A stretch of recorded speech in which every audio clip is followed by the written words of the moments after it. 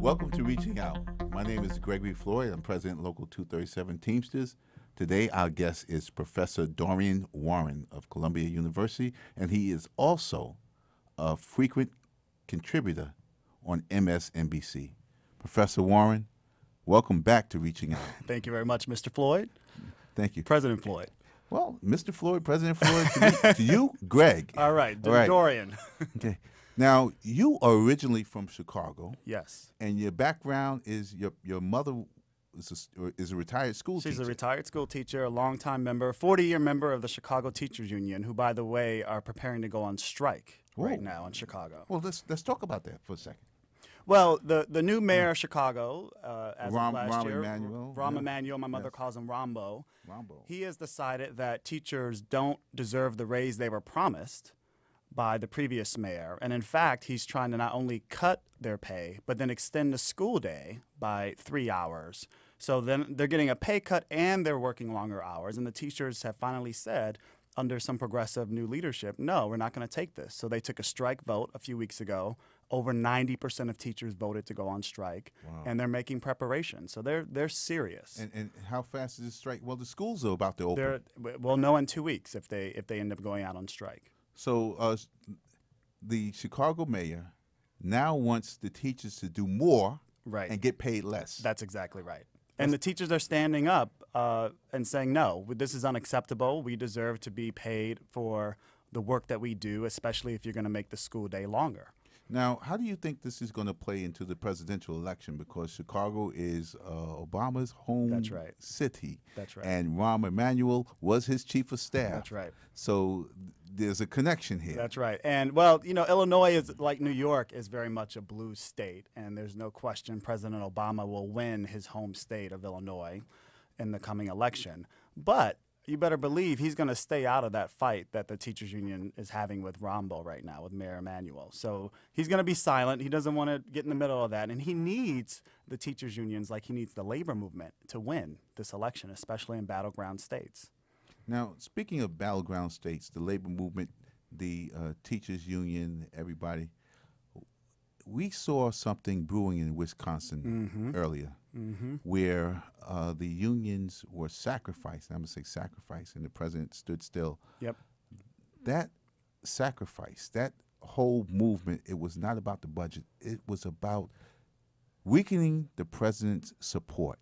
That's right. And I don't think he realized it, or if he did, I don't think a lot of his allies realized that it wasn't about the unions. It was about who supported the president in the last election. That's right. And most people don't realize that that's really what the story is. So it's true that Governor Scott Walker wanted to punish the unions on the backs of, so basically he wanted to redistribute wealth upwards to the 1%, cut the pay and benefits of middle class and working class union members. That's true. That part is true in the budget. But you just pointed out the most important issue in this. The attack on unions is all about attacking the strength of President Obama and the strength of the Democratic Party. If there is no strong labor movement, then there is no strong Democratic Party. And this is an electoral strategy of the right wing and of the Republican Party to fundamentally and permanently weaken its rival party, because the labor movement is the heart and soul of the Democratic Party. Now, of course, it's been fighting finance capital for a long time, right? You know, Wall Street's been giving lots of money to Democrats too, so there's a little battle within the party.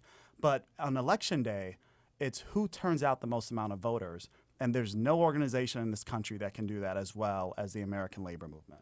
Now, and going hand in hand with that, we now see voting laws being changed from state to state. We mentioned earlier when you and I were having a conversation, we said Pennsylvania and Ohio. Yes. Tell our audience what's going on in Pennsylvania, and we'll get the significance of that. Yeah. So let me give you a little backstory here. This is the last gasp of a dying party, and so when you're the Republican Party, it's an older party. It's about 97% white. It's aging rapidly.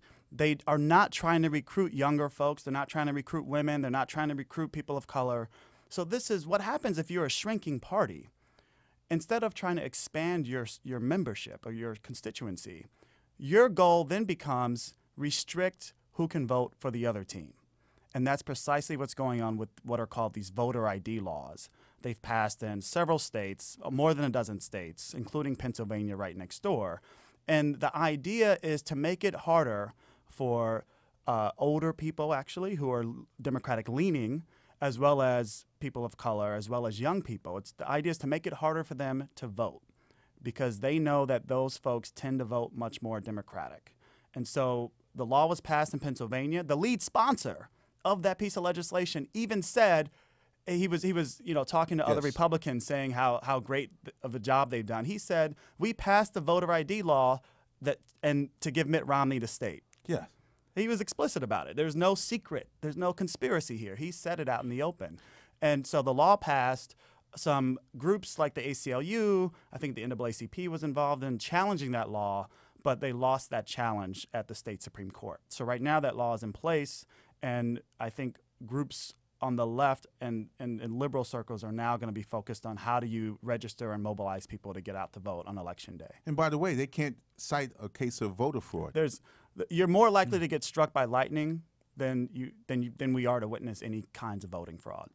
So without any voter fraud, they just changed the laws. And in some states, they're restricting voting hours. That's right. So this is how we know it's not really about so-called fraud, because there aren't cases of fraud. I mean, they're so rare, it's unbelievable. These are solutions in search of a problem that doesn't exist.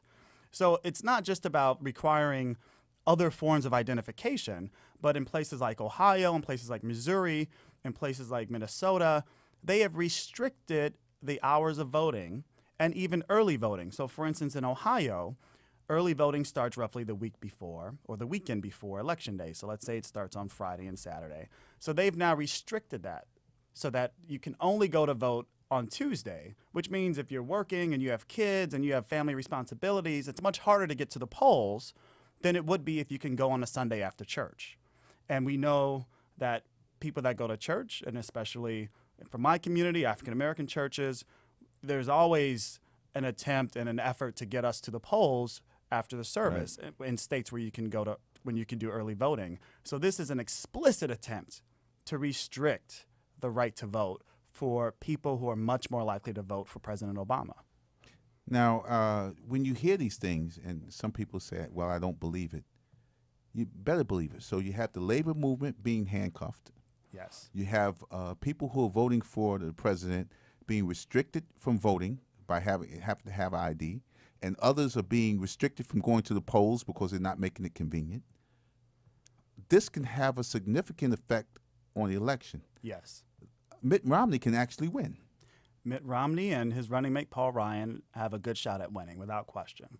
And now you mentioned Paul Ryan, who has another agenda. That's right. To get rid of Social Security. And Medicare. And Social Security and Medicare are the poles that hold the tent that we all live in called the middle class. Yes. And they should never be touched. Yes. Now, Paul Ryan would say, he brought his mother out, I'm not going to change my mother's Social Security. He's not. But he's coming for everybody else. He's coming for ours. That's right. That's right. Ours. That's right. Let's say everybody else's was, I think mine is already given away. He is the right wing's dream. I mean, they have and I think the president said this recently. This election is really about two competing visions of the role of government in our society and the role of government in building and sustaining a middle class in this country. The president has a certain vision about rebuilding the middle class and creating what we might think of as shared prosperity, so that all the gains from the economy don't go to the 1%, but they're shared across all of us. And then there's Mitt Romney and Paul Ryan. And Paul Ryan has really been one of the authors of this vision for the Republican Party. They have a different vision. It's about getting government out the way, and when government's not out of the way, using government to redistribute income and wealth to their cronies at the very top, to the top 1%. And striking at the core of 20th century New Deal social policies like Social Security, like the National Labor Relations Act that governs the right to organize, like Medicare and Medicaid from the Johnson years of the 60s, the Great Society. They want to do away with all of that because they have a vision that government shouldn't help the least of thee. they have a vision that it should only help the top, people at the top. And so this is really, that's what's at stake in this election. Are we going to go back 50, 100 years? Or are we going to have a better future going forward? Unfortunately, we're going to have to leave the conversation there. I'd like to have you back because I love to enjoy come having back. you. This is Reaching Out. For this segment, we had Professor Dorian Warren, who is a wealth of information. I know you enjoyed him because I enjoyed sitting here listening to him and listening to the Pew Report. But we're going to have you back. I would love to come back. Okay. Thank you, President Floyd.